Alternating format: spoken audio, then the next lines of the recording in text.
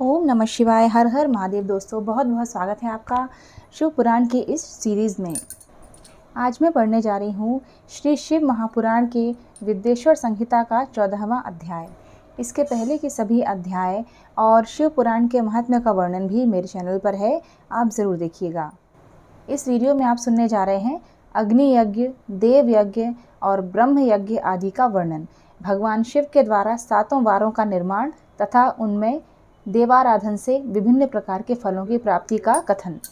ऋषियों ने कहा, प्रभु अग्नि यज्ञ, देव यज्ञ, ब्रह्म यज्ञ, गुरु पूजा तथा ब्रह्म तृप्ति का हमारे समक्ष क्रमशः वर्णन कीजिए। सूत जी बोले, महर्षियों, गृहस्थ पुरुष अग्नि में सायंकाल और प्रातःकाल जो चावल आदि द्रव्य की आहुति देता है उसी को अग्नि यज्ञ कहते हैं। जो ब्रह्मचर्य आश्रम में स्थित है उन ब्रह्मचारियों के लिए समाधि का आधान ही अग्नि यज्ञ है। वे समाधि का ही अग्नि में हवन करें। ब्राह्मणों, ब्रह्मचर्य आश्रम में निवास करने वाले द्विजों का जब तक विवाह ना हो जाए और वे उपासना अग्नि की प्रतिष्ठा ना कर लें तब तक उनके लिए अग्नि में समिधा की आहुति, व्रत आदि का पालन तथा विशेष यजन आदि ही कर्तव्य है। यही उनके लिए अग्नि यज्ञ है। द्विजों, जिन्होंने बाह्य अग्नि को विसर्जित करके अपने आत्मा में ही अग्नि का आरोप कर लिया है, ऐसे वानप्रस्थियों और सन्यासियों के लिए यही हवन या अग्नि यज्ञ है कि वे विहित समय पर हितकर, परिमित और पवित्र अन्न का भोजन कर लें। ब्राह्मणों, सायंकाल अग्नि के लिए दी हुई आहुति संपत्ति प्रदान करने वाली होती है, ऐसा जानना चाहिए, और प्रातःकाल सूर्य देव को दी हुई आहुति आयु की वृद्धि करने वाली होती है। यह बात अच्छी तरह समझ लेनी चाहिए। दिन में अग्निदेव सूर्य में ही प्रविष्ट हो जाते हैं, अतः प्रातःकाल सूर्य को दी हुई आहुति भी अग्नि यज्ञ के ही अंतर्गत है। इस प्रकार यह अग्नि यज्ञ का वर्णन किया गया है। इंद्र आदि समस्त देवताओं के उद्देश्य से अग्नि में जो आहुति दी जाती है उसे देव यज्ञ समझना चाहिए। स्थाली पाक आदि यज्ञों को देव यज्ञ ही मानना चाहिए। लौकिक अग्नि में प्रतिष्ठित जो चूड़ाकरण आदि संस्कार निमित्तक हवन कर्म हैं उन्हें भी देव यज्ञ के ही अंतर्गत जानना चाहिए। अब ब्रह्म यज्ञ का वर्णन सुनो। द्विज को चाहिए कि वह देवताओं की तृप्ति के लिए निरंतर ब्रह्म यज्ञ करे। वेदों का जो नित्य अध्ययन या स्वाध्याय होता है उसी को ब्रह्म यज्ञ कहा गया है। प्रातः नित्य करने के अनंतर सायंकाल तक ब्रह्म यज्ञ किया जा सकता है, उसके बाद रात में इसका विधान नहीं है। अग्नि के बिना देव यज्ञ कैसे संपन्न होता है, इसे तुम लोग श्रद्धा से और आदरपूर्वक सुनो। सृष्टि के आरंभ में सर्वज्ञ, दयालु और सर्वसमर्थ महादेव जी ने समस्त लोगों के उपकार के लिए वारों की कल्पना की। वे भगवान शिव संसार रूपी रोग को दूर करने के लिए वैद्य हैं, सबके ज्ञाता तथा समस्त औषधों के भी औषध हैं। उन भगवान ने पहले अपने वार की कल्पना की जो आरोग्य प्रदान करने वाला है, तत्पश्चात अपनी माया शक्ति का वार बनाया जो संपत्ति प्रदान करने वाला है। जन्म काल में दुर्गतिग्रस्त बालक की रक्षा के लिए उन्होंने कुमार के वार की कल्पना की। तत्पश्चात सर्वसमर्थ महादेव जी ने आलस्य और पाप की निवृत्ति तथा समस्त लोगों का हित करने की इच्छा से लोक रक्षक भगवान विष्णु का वार बनाया। इसके बाद सबके स्वामी भगवान शिव ने पुष्टि और रक्षा के लिए आयुकर्ता, त्रिलोकस्त्रष्टा, परमेष्टि ब्रह्मा का आयुष्कारक वार बनाया, जिससे संपूर्ण जगत के आयुष्य की सिद्धि हो सके। इसके बाद तीनों लोकों की वृद्धि के लिए पहले पुण्य पाप की रचना हो जाने पर उनके करने वाले लोगों को शुभाशुभ फल देने के लिए भगवान शिव ने इंद्र और यम के वारों का निर्माण किया। ये दोनों वार क्रमशः भोग देने वाले तथा लोगों के मृत्यु भय को दूर करने वाले हैं। इसके बाद सूर्य आदि 7 ग्रहों को, जो अपने ही स्वरूप भूत तथा प्राणियों के लिए सुख दुख के सूचक हैं, भगवान शिव ने उपर्युक्त 7 वारों का स्वामी निश्चित किया। वे सब के सब ग्रह नक्षत्रों के ज्योतिर्मय मंडल में प्रतिष्ठित हैं। शिव के वार या दिन के स्वामी सूर्य हैं। शक्ति संबंधी वार के स्वामी सोम हैं। कुमार संबंधी दिन के अधिपति मंगल हैं। विष्णु वार के स्वामी बुध हैं। ब्रह्मा जी के वार के अधिपति बृहस्पति हैं। इंद्र वार के स्वामी शुक्र और यम वार के स्वामी शनैश्चर हैं। अपने अपने वार में की हुई उन देवताओं की पूजा उनके अपने अपने फल को देने वाली होती है। सूर्य आरोग्य के और चंद्रमा संपत्ति के दाता हैं। मंगल व्याधियों का निवारण करते हैं।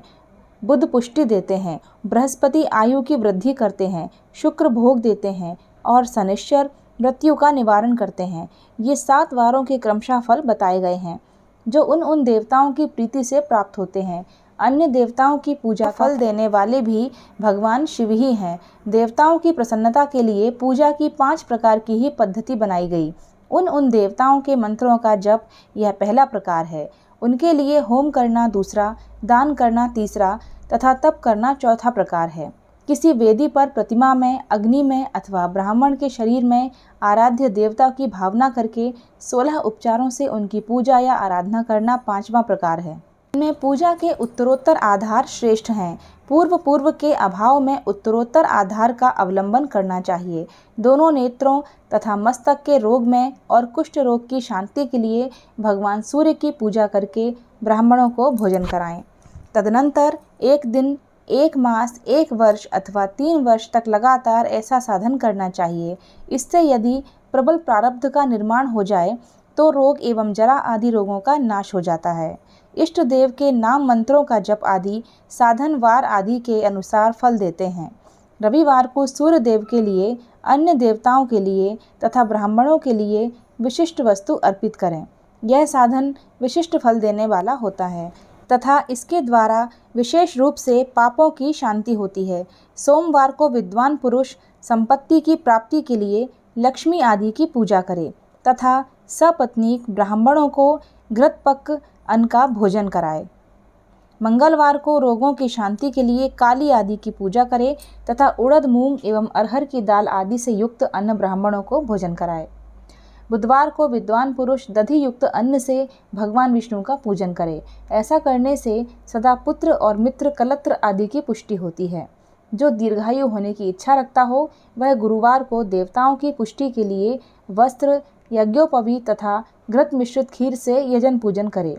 भोगों की प्राप्ति के लिए शुक्रवार को एकाग्रचित होकर देवताओं का पूजन करे और ब्राह्मणों की तृप्ति के लिए षड्रस युक्त अन्न दे। इसी प्रकार स्त्रियों की प्रसन्नता के लिए सुंदर वस्त्र आदि का विधान करे। शनैश्चर अपमृत्यु का निवारण करने वाला है। उस दिन बुद्धिमान पुरुष रुद्र आदि की पूजा करे। ब्राह्मणों को तिल मिश्रित अन्न का भोजन कराए। जो इस तरह देवताओं की पूजा करेगा वह आरोग्य आदि फल का भागी होगा। देवताओं के नित्य पूजन, विशेष पूजन, स्नान, दान, जप, होम तथा ब्राह्मण तर्पण आदि में रवि आदि वारों में विशेष तिथि और नक्षत्रों का योग प्राप्त होने पर विभिन्न देवताओं के पूजन में सर्वज्ञ जगदीश्वर भगवान शिव ही उन देवताओं के रूप में पूजित हो सब लोगों को आरोग्य आदि फल प्रदान करते हैं। देश, काल, पात्र, द्रव्य, श्रद्धा एवं लोक के अनुसार उनके तारतम्य क्रम का ध्यान रखते हुए महादेव जी आराधना करने वाले लोगों को आरोग्य आदि फल देते हैं।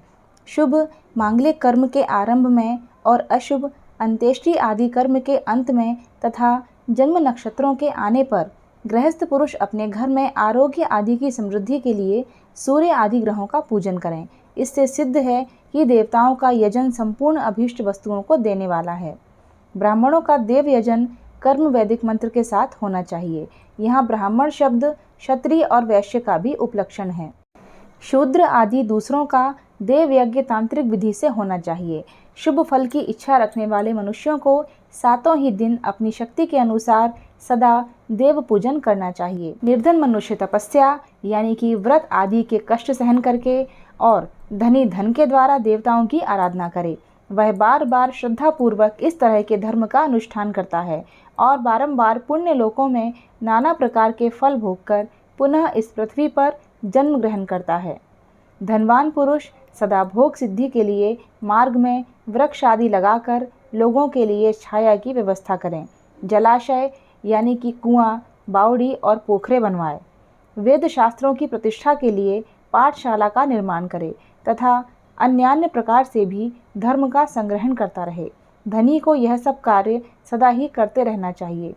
समयानुसार पुण्य कर्मों के परिपाक से अंतःकरण शुद्ध होने पर ज्ञान की सिद्धि हो जाती है।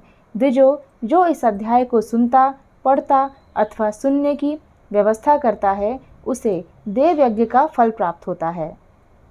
दोस्तों, यह था विद्येश्वर संहिता का 14वां अध्याय।